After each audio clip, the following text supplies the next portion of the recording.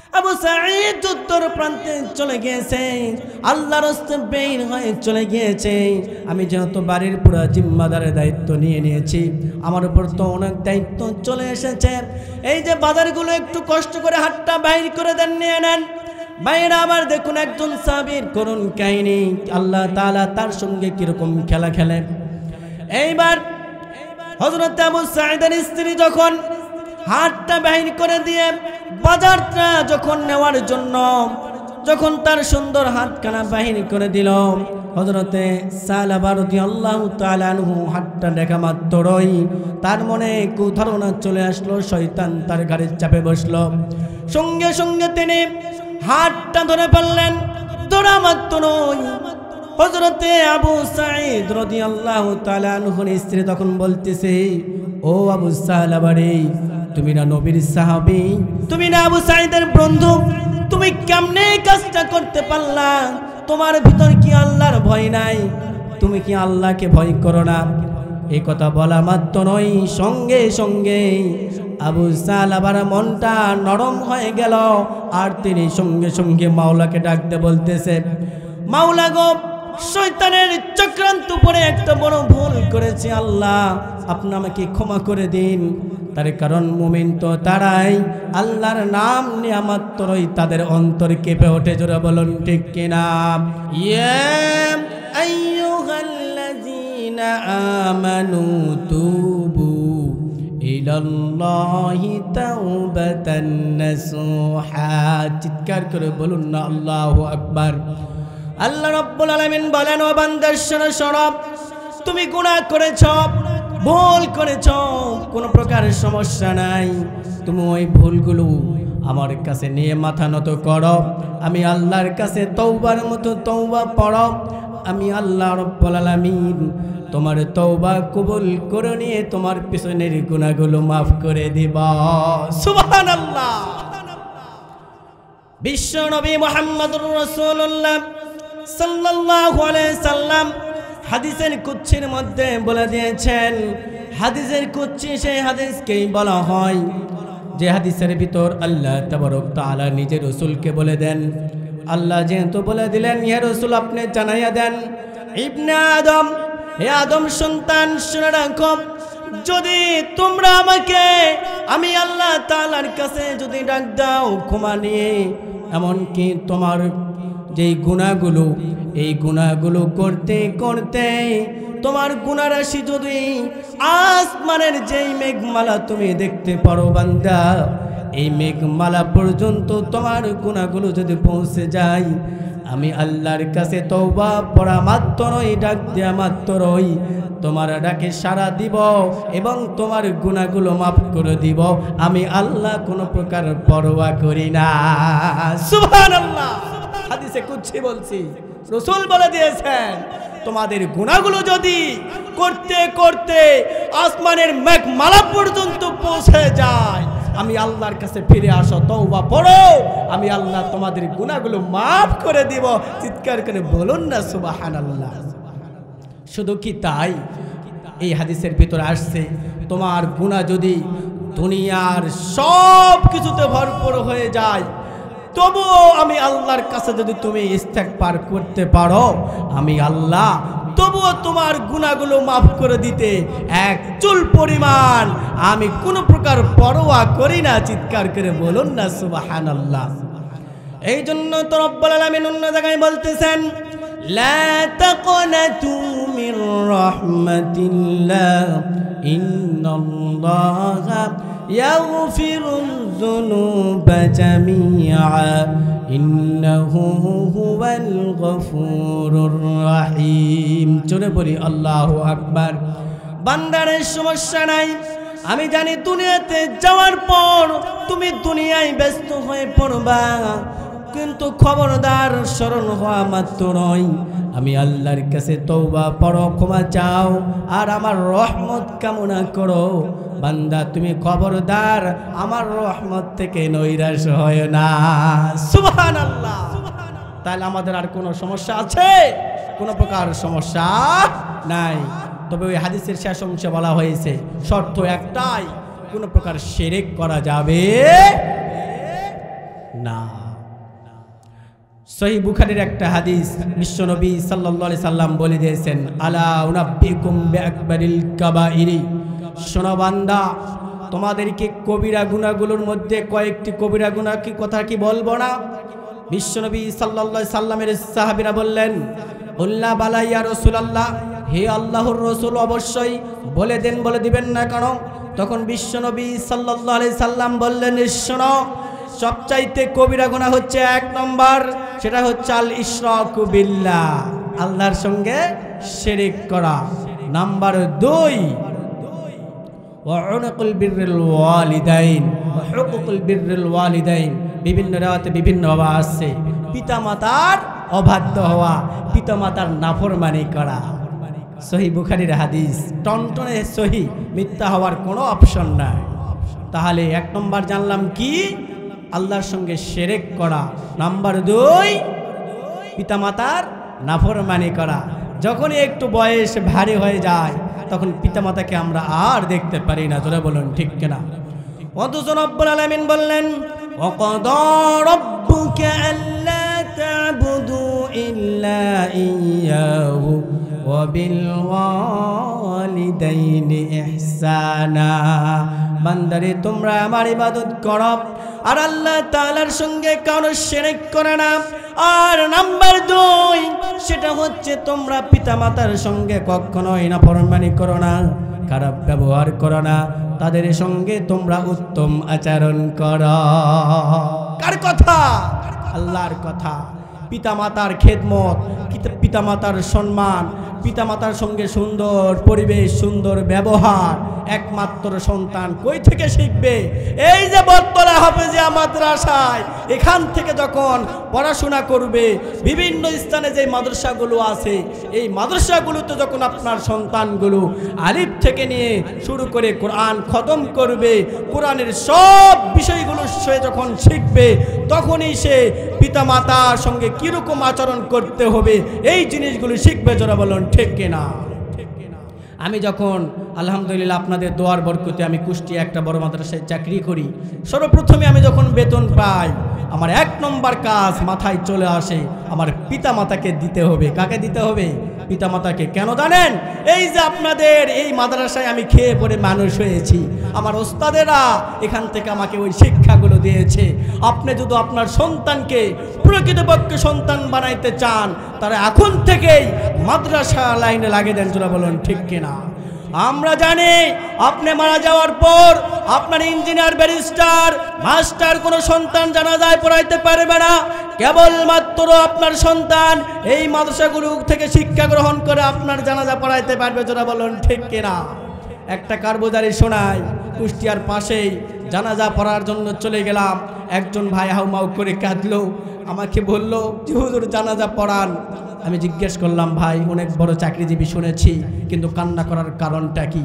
তখন সে ভাই বলছিল যে হুজুর মনে কষ্ট নেবেন না, আমার বাবা আমাকে বাংলাদেশে পড়াশোনা সব শেষ করিয়েছে, কিন্তু আজকে আপনার মতো হুজুরকে ডাকে নিয়ে আসতে হলো জানাজা পড়ার জন্য, অথচ আমার মা বাবা আমাকে এত পড়াশোনা করে আমি আমার বাবার জানাজাটা পড়াইতে পারতেছি না। এর চাইতে দুর্ভাগা কপাল আমার কি হতে পারে? জোরা বলুন ঠিক কিনা? আপনারা আজকের পর থেকে ওয়াদাবদ্ধ হন, যারা মুরব্বী হয়ে গিয়েছেন, আপনার নাতিগুলোকে এই মাদ্রাসা লাইনে পড়াবেন, যাতে করে সন্তানগুলো মানুষের মতো মানুষ হতে পারে। ভাইরা আমার সাবজেক্ট ওইদিকে না, যেহেতু হাদিসটা বললাম শেষ করে দেই। বিশ্বনবী সাল্লাল্লাহু আলাইহি সাল্লাম হেলান দিয়েছিলেন, হেলান দেওয়া থাকাকালীন এই 2টা কথা বললেন, আল ইশরাকু বিল্লাহ ওয়া হুকুকুল বিররিল ওয়ালিদাইনি, পিতামাতার নাফরমানি করা, এটা হচ্ছে বড় শিরক। এবার বিশ্বনবী সাল্লাল্লাহু আলাইহি সাল্লাম, সহিহ বুখারীর টনটনা হাদিস সহিহ, বিশ্বনবী সাল্লাল্লাহু আলাইহি সাল্লাম হেলান দিয়েছিলেন, হেলান দেওয়া থেকে তিনি উঠে পড়লেন। এদিকে তাকান, অনেক গুরুত্বপূর্ণ কথা হচ্ছে। তিনি হেলান দিয়েছিলেন, ফাজালাসা লমুত্তাকিআন ফাজালাসা, বিশ্বনবী সাল্লাল্লাহু আলাইহি সাল্লাম হেলান দেওয়া থেকে উঠে পড়লেন এবং তিনি সঙ্গে সঙ্গে বললেন, আলা কাউলুজ জুরি ওয়া শাহাদাতুজ জুর, মিথ্যা কথা বলো না, মিথ্যা সাক্ষী দিও না, মিথ্যা কথা বলো না, মিথ্যা সাক্ষী দিও না, মিথ্যা কথা বলো না, মিথ্যা সাক্ষী দিও না। অনেক বড় কবিরা গুনাহ, অনেক বড় কবিরা গুনাহ। বারবার রাসূল এই কথাটা বলছেন। এই জন্য মুসলমান ভাইরা আমার, অনেক কথা হবে, অনেক কথা শুনবেন। এই হাদিসটা মনে রাখবেন, মিথ্যা কথা বলা যাবে না, মিথ্যা সাক্ষী দেওয়া যাবে না। রসুল বারবার আপনাকে নিষেধ করেছেন, ইনশাল্লাহ আমরা কেউ করব না। ভাইরা আমার সাবজেক্ট যেটা যে আলোচনা করতেছিলাম, তওবা, ফিরে আসা। এই জন্য আমাদের সব সময় আমরা যত বড়ই গুনার কাজ করি না কেন, নামাজ পড়তে পারছি না, রোজা করতে পারছি না, আমরা বেশি বেশি ইস্তেগফার পাঠ করব এবং আল্লাহ তাআলার কাছে ক্ষমা চাবো। পারা যাবে না? এই ইস্তেগফার আর এই তওবা পড়তে পড়তে যদি আল্লাহ একদিন কবুল করে, আল্লাহ আপনাকে মুমিন হিসাবে কবুল করবেন। চিৎকার করে বলুন না সুবহানাল্লাহ। দেখুন আল্লাহ পাকের কাছে কিরকম ক্ষমা। একজন সাহাবী হযরতে সাহালাবা এবং হযরতে আবু সাঈদ, দুইজনের অনেক গভীর সম্পর্ক, অনেক বন্ধুত্ব। যুদ্ধের তামামা বেজে উঠল। বিশ্ব নবী সাল্লাল্লাহু আলাইহি ওয়াসাল্লাম হযরতে সাঈদকে বলতেছে, সাঈদ রে, তোমাকে তো যুদ্ধের প্রান্তে যাইতে হবে, তুমি কি যাওয়ার জন্য প্রস্তুত আছো নাকি? হযরতে আবু সাঈদ রাদিয়াল্লাহু তাআলা আনহু বলতেছে, ইয়া রাসূলুল্লাহ, ইয়া হাবিবাল্লাহ, অবশ্যই আমি যুদ্ধ যাব না কেন? বিশ্বনবী জিজ্ঞেস করলেন, তাহলে তোমার বাড়ি থেকে থাকবে? বিশ্বনবী সাল্লাল্লাহু আলাইহি সাল্লাম প্রশ্নটা করা মাত্র নয়, আবু সাঈদ বলছেন, ইয়া রাসূলুল্লাহ, আপনি চিন্তা করবেন না, আমার যে বন্ধু সালাবা সে আমার বাড়ির দেখাশোনা করবে, আর আমি আবু সাঈদ সাহাবী এবং রাসূলদের সঙ্গে যুদ্ধের ময়দানে চলে যাব। সুবহানাল্লাহ। তারা ঝাঁপিয়ে পড়তো, তারা সংসারের চিন্তা করতো না, বিবি বাচ্চার চিন্তা করতো না, তারা কখনোই দুনিয়ার চিন্তা করতো না, কেবলমাত্র আল্লাহ তাআলার চিন্তা করে তারা যুদ্ধের ময়দানে চলে যেত। জোরে বলুন ঠিক কিনা? এর জন্যই পুরাপুরি জিম্মেদার হয়ে যেতেন কে? তাদের আল্লাহ। আজকে যদি ইসলামের জন্য কোনো কারণে ডাক দেওয়া হয়, আমরা সবাই মনে করি আমার স্ত্রীর কি হবে, আমার বিবি বাচ্চার কি হবে, আমার মা বাবার কি হবে। জোরে বলুন ঠিক কিনা? মনে রাখবেন, যতক্ষণ পর্যন্ত আপনি আপনার দিল থেকে আল্লাহ এবং আল্লাহ রাসূলকে না ভালোবাসতে পারবেন, ততক্ষণ পর্যন্ত আপনি মুমিন মুত্তাকিন হতে পারবেন না। জোরে বলুন ঠিক কিনা? ভাইরা আমার, যুদ্ধের প্রান্তে চলে গেল। যুদ্ধ চলছিল। হযরতে সালাবা রাদিয়াল্লাহু তাআলা আনহু এবার তিনি চিন্তা করলেন, যুদ্ধের ময়দানে যেহেতু আবু সাঈদ চলে গিয়েছে, তার বাড়ি থেকে তো অনেক মাল সামানের প্রয়োজন হতে পারে, এই জন্য তিনি বাজারে যায়, কিছু বাজার সদাই করে নিয়ে হযরতে আবু সাঈদ রাদিয়াল্লাহু তাআলা আনহুর বাড়িতে চলে গেলেন। যাই বলতেছেন, আসসালামু আলাইকুম, মনে কিছু নেবেন না, আমি কিছু বাজার সদাই করে নিয়ে আসছি। যেহেতু আমার বড় ভাই আবু সাঈদ যুদ্ধের প্রান্তে চলে গিয়েছে, আল্লাহর রাস্তায় বের হয়ে চলে গিয়েছে, আমি যেহেতু বাড়ির পুরো জিম্মাদারের দায়িত্ব নিয়ে নিয়েছি, আমার উপর তো অনেক দায়িত্ব চলে এসেছে, এই যে বাজারগুলো একটু কষ্ট করে হাতটা বাইর করে দেন, নিয়ে নেন। ভাইরা আমার, দেখুন একজন সাহাবীর করুণ কাহিনী, আল্লাহ তাআলা তার সঙ্গে কিরকম খেলা খেলেন। এইবার হযরত আবু সাঈদের স্ত্রী যখন হাতটা বাহির করে দিয়ে বাজারটা যখন নেওয়ার জন্য যখন তার সুন্দর হাতখানা বাহির করে দিল, হযরতে সালাবা রাদিয়াল্লাহু তাআলা আনহু হাতটা দেখা মাত্রই তার মনে কুধারণা চলে আসলো, শয়তান তার ঘাড়ে চাপে বসলো। সঙ্গে সঙ্গে তিনি হাতটা ধরে ফেললেন। ধরা মাত্রই হযরতে আবু সাঈদ রাদিয়াল্লাহু তাআলা আনহুর স্ত্রী তখন বলতেছে, ও আবু সালাবা রে, তুমি না নবীর সাহাবী, তুমি না আবু সাঈদের বন্ধু, তুমি কেমনে কাজটা করতে পারলা? তোমার ভিতর কি আল্লাহর ভয় নাই? তুমি কি আল্লাহকে ভয় করো না? এই কথা বলা মাত্রই সঙ্গে সঙ্গে আবু সালাবার মনটা নরম হয়ে গেল, আর তিনি সঙ্গে সঙ্গে মাওলাকে ডাকতে বলতেছে, মাওলা গো, শয়তানের চক্রান্ত পরে একটা বড় ভুল করেছি, আল্লাহ আপনি আমাকে ক্ষমা করে দিন। তার কারণ মুমিন তো তারাই আল্লাহর নাম নেয়া মাত্রই তাদের অন্তর কেঁপে ওঠে। জোরে বলুন ঠিক কিনা? আল্লাহ রাব্বুল আলামিন এই জন্য বলতেছেন, মুমিনদের পরিচয় দিচ্ছেন, ইন্নামাল মুমিনুনা আল্লাযীনা ইযা যুকিরাল্লাহু ওয়াজিলাত কুলুবুহুম وَإِذَا تُلِيَتْ عَلَيْهِمْ آيَاتُهُ زَادَتْهُمْ إِيمَانًا وَعَلَى رَبِّهِمْ يَتَوَكَّلُونَ। জোরে বলি আল্লাহু আকবার। আল্লাহ রাব্বুল আলামিন এখানে বলতেছেন নিশ্চয় তারাই মুমিন, তাদের সামনে আমার নাম নেওয়া হবে, আমার বড়ত্বর কথা হবে, ও আমার তোরই তাদের অন্তর কেঁপে উঠবে, তাদের অন্তর নড়া দিয়ে উঠবে। যেহেতু সালাবা একজন মুমিন সাহাবী, আল্লাহর ভয় শোনা মাত্রই তার অন্তর কেঁপে উঠল। দু একদিন পর সাহাবীরা যুদ্ধের প্রান্ত থেকে চলে আসলো, বিশ্বনবী সাল্লাল্লাহু আলাইহি সাল্লাম চলে আসলেন। এইবার কান্না জড়িত আওয়াজে নিয়ে হযরতে সালাবা হযরতে সাঈদকে দুই হাত জড়িয়ে ধরে বলতেছে, ও বড় ভাই আবু সাঈদ রে, আমি একটা ভুল করে ফেলেছি, আপনি মনে কষ্ট নিয়েন না। হযরত আবু সাঈদ স্ত্রীর কাছ থেকে সব ঘটনা শোনার পর আবু সাঈদও কান্না করে, হযরতে সালাবাও কান্না করে, আর আল্লাহকে ডাক দিয়ে বলতেছে, আল্লাহ আমি কোন ভুল করে ফেললাম, না জানি আমার ক্ষমা হবে কিনা। হযরত সাঈদ বলল, আমার কাছ থেকে তুমি সরে যাও, আমার কাছে তোমার কোনো ক্ষমা নাই, তুমি রাসূলের সাহাবীর কাছে যাও। সব চাইতে নরম মানের সাহাবী হযরত আবু বকর রাদিয়াল্লাহু তাআলা আনহুর কাছে যখন গেলেন, যায় বলতেছেন, ও আল্লাহর সাহাবী, নবীর সাহাবী, আমি কি ভিতরে আসতে পারি? চলে আসো। হযরত আবু বকরের দরবারে যখন চলে গেলেন, ভিতরে প্রবেশ করা হয়ে গেল। প্রবেশ করার পর বলতেছে, ও নবীর সাহাবী, আমি একটা কথা বলতে চাচ্ছি, যদি অনুমতি দেন কো বলুন। সমস্যা নাই, কো আমি এই ঘটনা ঘটিয়েছি, এই জন্য আপনার দরবারে এসেছি, আমি তো রাসূলের দরবারে ডাইরেক্টলি যাইতে পারতেছি না। ও আবু বকর, একটু দেখো তো আমার কোনো প্রকার ক্ষমার রাস্তা আছে নাকি? চিৎকার করে বলুন সুবহানাল্লাহ। এই কথা বলা মাত্র নয়, নরম মানের সাহাবী হযরত আবু বকর অনেক রাগান্বিত হয়ে গেল। তখন বলতেছে, ও সালাবা, তুমি নবীর সাহাবী হয়ে কাজ তুমি কেমনে করলে? দূর হয়ে যাও, দূর হয়ে যাও, আমার কাছে তোমার কোনো ক্ষমা নাই।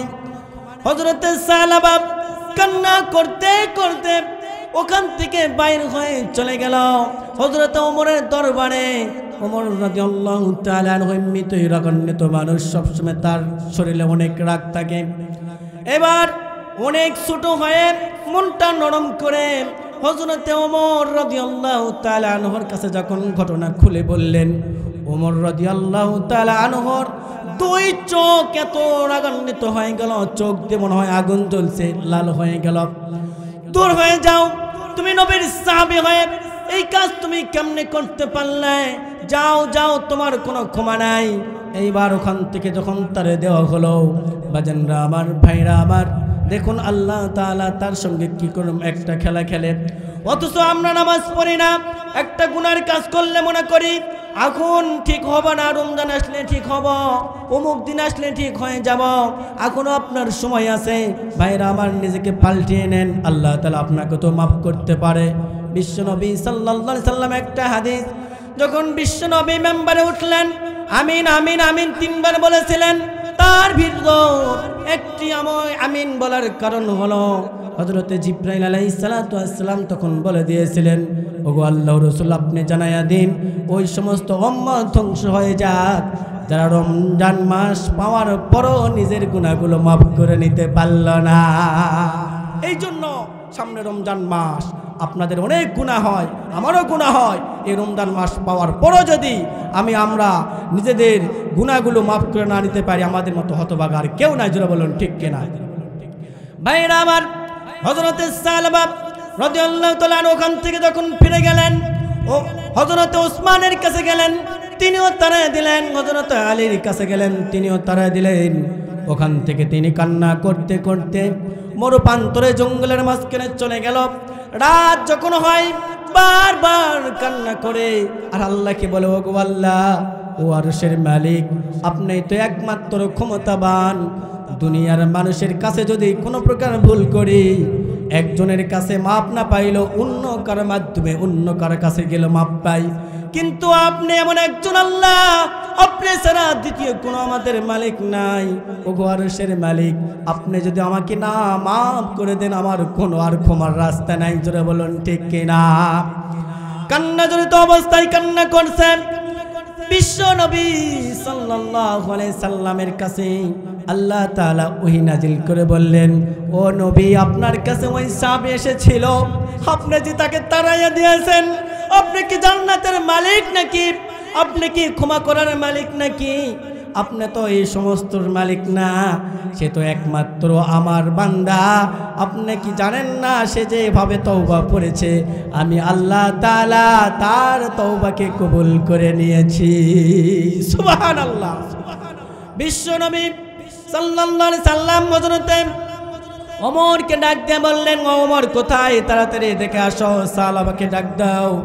এইবার 2-3 জন সাহাবী মিলে সাহাবাকে খোঁজা শুরু করে দিল। দিনের বেলায় যায় দেখলেন তারা ওখানে হযরতে সাহাবাকে পাওয়া গেল না। ওখানকার মানুষজন বলল, তোমরা কাকে খোঁজ করতেছ? তারা পরিচয় দিল।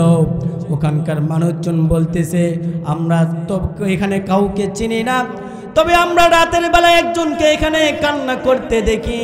সে পাগলের মতো সব সময় কান্না করে আর বারবার বলে, আল্লাহুম্মা গফিরলি, আল্লাহুম্মা গফিরলি, আমানতু বিল্লাহ। ও আল্লাহ, আমি আপনার দরবারে ঈমান এনেছি আল্লাহ, আর আপনি আমাকে ক্ষমা করে দিন। সে বারবার যত রাত হয় তার কান্নার আওয়াজ বাড়িয়ে যায়। আপনারা যদি তার খোঁজ নিতে চান, তার খবর নিতে চান, আর তার সাথে যদি কথা বলতে চান, রাত হলেই সে চলে আসবে, আপনারা একটু অপেক্ষা করুন। ভাইরা আমার, এইবার যখন ঠিকই রাত হয়ে গেল, হযরতে সালাবা রাদিয়াল্লাহু তাআলা আনহু হাঁটি হাঁটি পা পা করে সে জায়গায় চলে আসলেন, কান্না শুরু করে দিল। তখন সাহাবীরা তার হাতটা ধরে বলতেছে, ও সালাবা রে, আর কান্না করতে হবে না, তার কারণ তোমার কান্না আল্লাহ তাআলার আরশ পর্যন্ত পৌঁছায়া গেছে। সুবহানাল্লাহ। ভাইরা আমার, চলো হযরতে ওমর ফারুক সহ ওই সাহাবীগুলো হযরতে সালাবাকে নিয়ে নবীজির দরবারে চলে যাচ্ছিল। যাইতে যাইতে ফজরের ওয়াক্ত শুরু হয়ে গেল। বিশ্বনবী সাল্লাল্লাহু আলাইহি সাল্লাম নামাজ পড়াইতেছেন। তখন ফজরের ওয়াক্ত যখন শুরু হয়, ফজরের নামাজে যেহেতু কেরাতটা একটু জোরে পড়তে হয়, দ্বিতীয় রাকাতে কেউ বলেছেন প্রথম রাকাতে, তিনি বলতেছিলেন, পড়তেছিলেন, যারা পারেন আমার সঙ্গে পড়ুন, আলহাকুমুত তাকাসুর হাত্তা যুরতুমুল মাকাবির কাল্লা সাওফা তা'লামুন সুম্মা কাল্লা সাওফা তা'লামুন কাল্লা লাউ তা'লামুনা ইলমাল ইয়াকিন লাতারাউন্নাল জাহিম। জোরে বলি আল্লাহু আকবার। হযরত সালাবা যেহেতু তিনি ওখানকার সাহাবী আর বিবস্ত, তিনি নামাজে দাঁড়িয়ে গেলেন ওযু করার পর।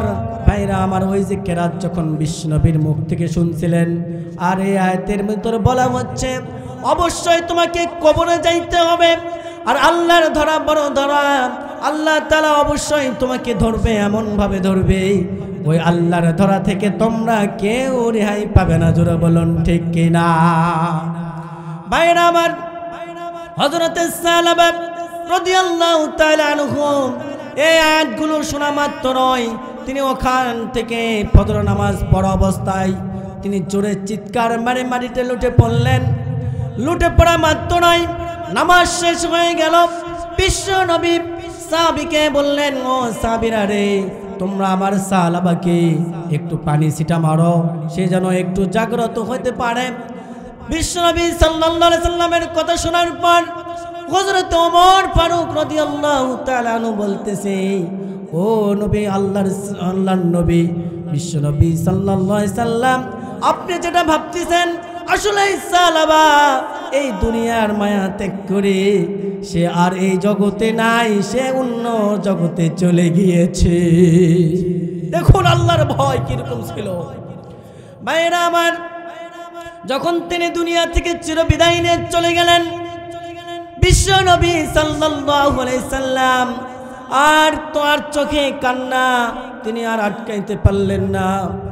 তিনি এতই কান্না করতেছে আর বলতেছে, ও সালাবা রে, তুমি আমারে মাফ করে দিও, তুমি যেহেতু আমার কাছে এসেছিলে ক্ষমা নেওয়ার জন্য, আমি তোমার ক্ষমা, আমি তোমার ইস্তেগফার সম্বন্ধে একটু বুঝতে পারি নাই রে সালাবা। কিন্তু এমন ভাবে তুমি আল্লাহর কাছে তওবা করেছো, আর আল্লাহকে এমন ভাবে তুমি ভয় করেছো, তুমি দুনিয়ার শেষ নিঃশ্বাস ত্যাগ করে তুমি চলে গেলে। ভাইরা আমার, জানাজা সম্পন্ন হয়ে গেল, কবরস্থ করা হলো। কবরস্থ করার পর বিশ্বনবী সাল্লাল্লাহু আলাইহি সাল্লামকে জিজ্ঞেস করা হলো, ওগো আল্লাহর নবী, একটা কথা জিজ্ঞেস করতে চাই। সাহাবীরা বলতেছে, বিশ্বনবী কান্নাজড়িত অবস্থায় তাকে যখন জিজ্ঞেস করা হলো, বিশ্বনবী মুহাম্মদুর রাসূলুল্লাহ সাল্লাল্লাহু আলাইহি সাল্লাম তখন বললেন, বলো তোমাদের কোনো ভয় নাই, তোমরা কি বলতে চাও? তখন সাহাবীরা বলল, ইয়া রাসূলুল্লাহ, ইয়া হাবিবাল্লাহ, জানাজা সম্পন্ন তো যেহেতু হয়ে গেল, কাফন দাফন শেষ, তবে একটা জিনিস খেয়াল করে দেখলাম, আপনি যখন কবরের পাশে যাচ্ছিলেন, জানাজা শেষ করে আপনার পা মোবারকের উপর ভর করে আপনি যখন হাঁটি হাঁটি পা করে যাচ্ছিলেন, আমরা নজর করে দেখলাম, ওগো আল্লাহর রাসূল, আপনার পায়ের গোড়ালি মাটি পর্যন্ত ঠেকছে না, কারণটা কি? বিশ্বনবী সাল্লাল্লাহু আলাইহি সাল্লাম বলতেছে, ও সাহাবীরা, তোমরা আমাকে এমন একটা প্রশ্ন করলে, ঠিক আছে আমি না বললে তো আর পারছি না, তবে তোমরা যেই সাহাবীকে কেবল মাটি দিলে, আল্লাহ তাআলা তার কাছে তিনি এমন ভাবে তওবা করেছে, এমন ভাবে ক্ষমা চেয়েছে, আল্লাহ তাআলা তার তওবা তো কবুল করে নিয়েছে। তার তওবা কবুল করে নেওয়ার পর তার জানাজায় আসমান থেকে এত অগণিত ফেরেশতা চলে এসেছে। আমি যে পায়ের গোড়ালি গুড়গুলো মাটিতে একটু লাগাবো, আমার পায়ের গোড়াগুলো মাটিতে ভরে দিব, এরকম জায়গাও আমি খুঁজে পাচ্ছিলাম না। আমি যেখানেই পাও দিতে চাই, আমার পায়ের গোড়ালিটা মাটিতে লাগাইতে চাই, আমি সেখানেই দেখি রহমতের ফেরেশতা চাদর দিয়ে বসে রয়েছে। সুবহানাল্লাহ। বিশ্ব নবী সাল্লাল্লাহু আলাইহি সাল্লামের কান্না আটকে না, তখন সাহাবীরা সহ বিশ্ব নবী সবাই ওই সাহাবার জন্য দোয়া করে দেন। সুবহানাল্লাহ। আমার সময় শেষ, চিঠি এসেছে, তবে আর 2-3 মিনিট আছে। একটা কথা মনে রাখবেন ভাইরা আমার, এই সাহাবীর ঘটনা দ্বারা এটাই আপনাদেরকে বুঝাইতে চালাম, আপনাদের যতই গুনাহ হোক না কেন, যেহেতু শাবান মাস চলছে, অবশ্যই আল্লাহ তাআলার কাছে ফিরে আসুন। আল্লাহ তো বলে দিয়েছেন, লা তাকনাতু মির রাহমাতিল্লাহ, খবরদার বান্দা, আমার রহমত থেকে ফিরিয়ে যাও না। হাদিস শরীফের ভিতরে আসছে, আল্লাহ তাআলার কাছে যখন বান্দা এক চুল পরিমাণ, 1 পরিমাণ, 2 পরিমাণ গুনাহ নিয়ে যখন আমার কাছে চাই, আমি আল্লাহ ওই বান্দার কাছে ডবল, 2 হলে 4, 4 হলে 8 পরিমাণ 8 পরিমাণ ক্ষমা নিয়ে ওই বান্দার কাছে আমি হাজির হয়ে যাই। চিৎকার করে বলুন সুবহানাল্লাহ। আমি আমার বানানো কথা বলছি না, সব টনটনে সহিহ বুখারীর হাদিস। বুঝতে পেরেছেন তো? এই জন্য আমাদের যতই গুনাহ হোক না কেন, আমরা চাইব কার কাছে? মানুষের কাছে গুনাহর কথা বলা যাবে না। এই জন্য যতই গুনাহ হবে আমরা কার কাছে চাবো? আল্লাহর কাছে চাবো। আর আজকের পর থেকে মা বাবার সম্বন্ধে আমি একটা কথা বলছিলাম প্রথমেই, খবরদার মা বাবার নাফরমানি করা যাবে না। আর আপনার সন্তানকে যদি মনে করেন এই সন্তান যদি বড় হয়, সে যেন আমাকে একটু দেখাশোনা করে, আমাকে যদি একটু 4টা ভাত দেয়, আমাকে একটু কাপড় দেয়, তাহলে আপনার কাজ হবে এখন থেকেই তওবা করে ফিরে আসে আপনার সন্তানগুলোকে অবশ্যই প্রথমে মাদ্রাসা লাইনে পড়া জোড়া। বলুন ঠিক কিনা? কোনো হাফেজ কোরআনের মা বাবা, কোনো আলেমের মা বাবা বৃদ্ধাশ্রমে যায় না, জোড়া বলুন ঠিক কিনা? কেবলমাত্র বৃদ্ধাশ্রমে যায় ওই সমস্ত মা বাবা, ইঞ্জিনিয়ার, ব্যারিস্টার, জজ, এমপি, মন্ত্রী, এদের মা বাবাগুলোই যায়, জোড়া বলুন ঠিক কিনা?